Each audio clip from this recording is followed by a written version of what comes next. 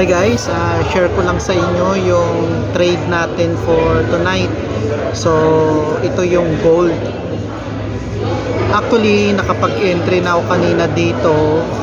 Kagabi pala, ayan, kinain lang ako. Tama yung buy entry ko dito sa side na to. Kaso, na liquidity drop ako dito. Trap. Ayan. So, nagantay ulit ako ng panibagong confirmation.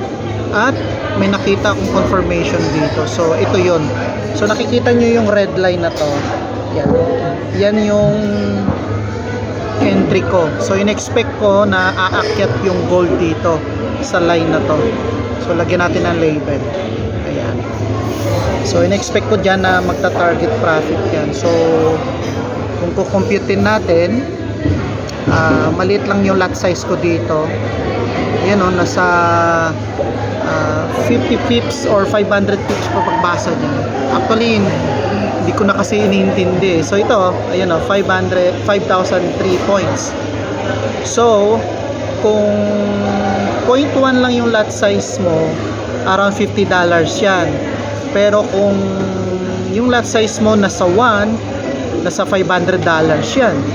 Diba? So, paldo-paldo ka dyan pag na-take profit yan. So, abangan natin kung magti-take profit to mamayang gabi or bukas. So, naka-buy entry. Actually, kanina pa sana ako magbabay dito sa area na to. Kaso, nagantay pa ako ng another confirmation. Actually, naka-tatlong entry ata ako dito sa gold. Puro fail. Ito, kinain ako dito. Naka-dalawang entry ako dyan. Tapos biglang bumagsak. And then, umakyat. And then, nagantay ako dito ng confirmation. Pero kanina, thankful tayo kasi grateful kasi nakapag-entry ako kanina dito ng dalawang buy.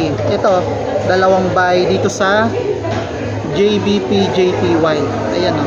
So, pound, British pound yan versus yen.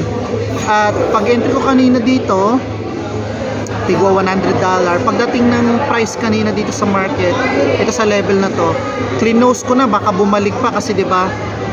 May mga failed entry ako dun sa may mga loss entry ako sa gold. Kaya kahit paano, may nagka-profit tayo dito. So ayan dalawang buy entry, in-expect ko na matatap niya to. Actually sayang pero kung bababa pa yung price dito sa area na to, dito, diyan sa area na yan, possible na mag-take pa ako ng additional entry. So itong line guys, alert to. Ito yung diniscuss ko sa part 1 na training video natin.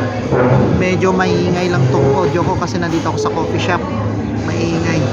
Ayan. So titignan natin kung magtatap siya dito. Pero wala na akong entry dito. Na-close ko na kanina. And then ito sa gold. Ayan o. Tingnan mo guys ang kagandahan dito sa may tawag dito. Sa may trading view, pwede ka maglagay ng mga notes. Ayan naglalagay ako ng notes. Ayan. Okay. So, mga label, arrow, ayan arrow, yan. Tapos, titignan natin kung aakyat yung mamaya dito. Lagyan natin ng drawing. So, yan. Oops. Titignan natin kung saan yung drawing natin. Kung papabor siya sa atin. Ayan. So, in-expect ko na aakyat siya dyan. Pag umakyat siya dyan, thanks gold. May profit tayo. So, abangan natin mamaya o hanggang bukas or hanggang Friday kung matatap to. Okay? Let's go!